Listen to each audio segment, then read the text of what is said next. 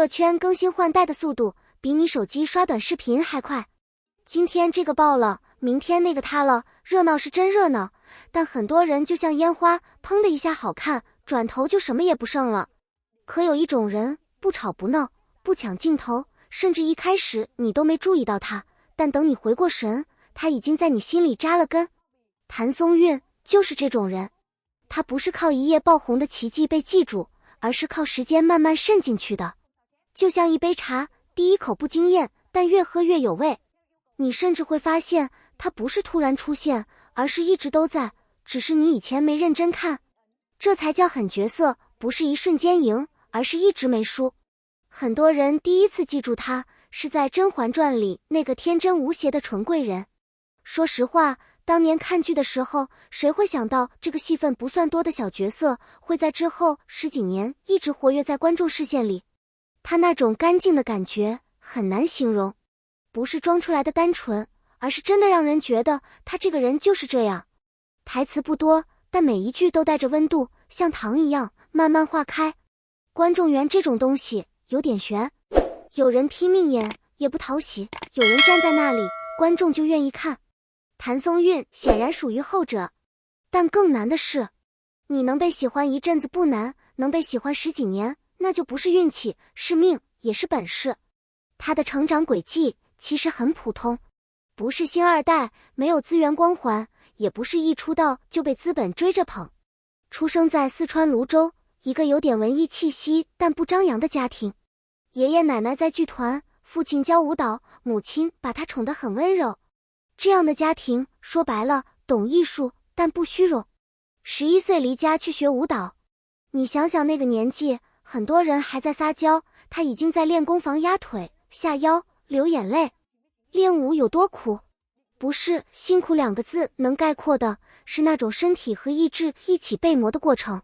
后来他转去学表演，很多人以为他顺顺利利考进北京电影学院，但真实情况是第1年没考上，文化课差了一点，就这一点把他挡在门外。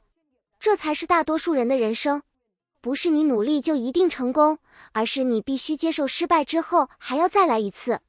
更关键的一点在这里，他的父母没有让他放弃。在很多家庭里，梦想是要被现实计算的，学费多少，值不值，有没有回报。但他父母的态度很简单，再试一次。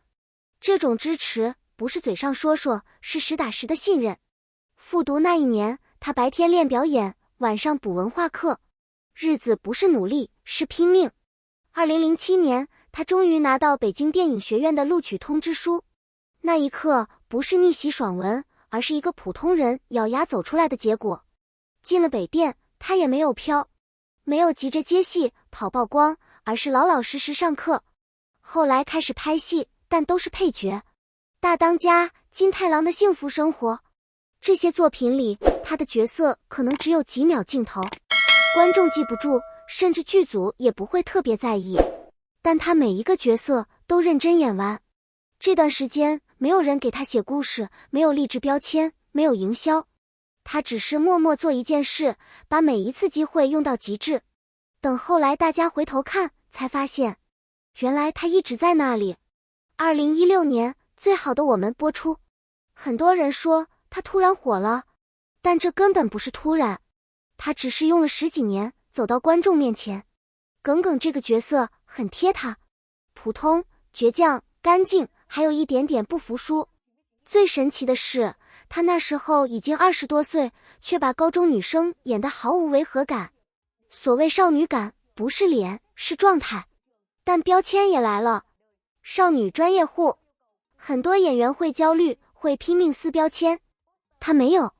很多演员在事业进入上升期后，会急于证明自己，尤其是当被贴上少女标签时，往往会选择极端转型，比如突然去演强势女主、复杂反派，试图一夜之间撕掉标签。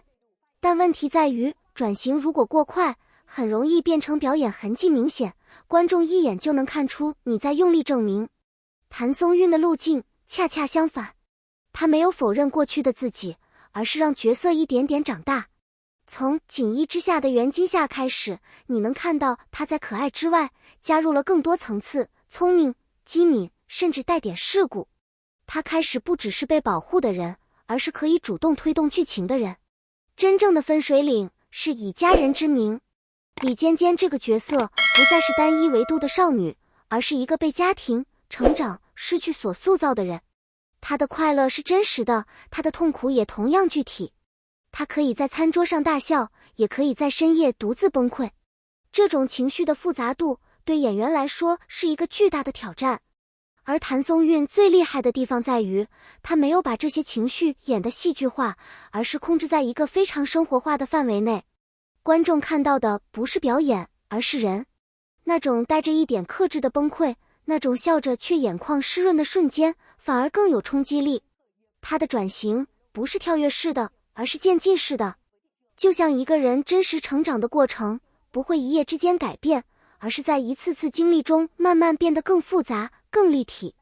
这种方式或许不够炸，但更耐看，也更长久。在一个讲求速度的行业里，慢几乎是一种反常识。流量、话题、热搜，这些东西都在推动演员不断加速，更快出作品，更快出圈，更快被记住。但问题是，太快的路径往往也意味着不稳定。一旦热度过去，很容易被下一波人取代。谭松韵的路径恰恰提供了另一种可能。她没有选择最短的路，而是选择最稳的路。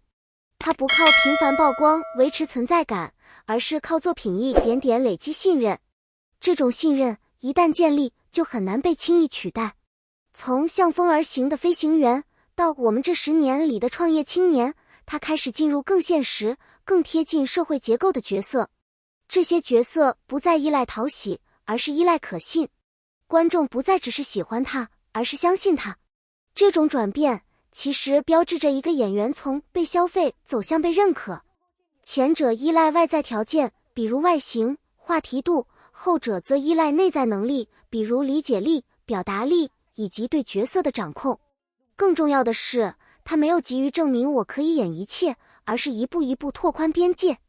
他的每一次尝试都建立在前一次的基础上，而不是推翻重来。这种累积式成长让他的表演体系越来越稳，也越来越有厚度。所以说，慢就是快在他身上不是一句鸡汤，而是一种被验证过的路径。他用10几年的时间换来了一个更长久的位置。在这个位置上，他不需要拼命发光，因为他本身就已经是稳定的光源。你会发现他身上没有那种明星模板的痕迹，他不像遥不可及的偶像，更像你身边那个一步一步努力，最后变得很厉害的人。在一个浮躁、快速、充满滤镜的娱乐环境里，他的存在本身就是一种对抗。他告诉你，慢一点没关系，只要你一直在走。他不是最耀眼的那一刻，而是一直亮着的那盏灯。感谢观看。如果你也喜欢这种不靠炒作、靠作品说话的演员，欢迎在评论区聊聊你最喜欢谭松韵的哪个角色。也别忘了点赞、关注和订阅频道，你的支持就是我持续更新的最大动力。我们下期见，挥手。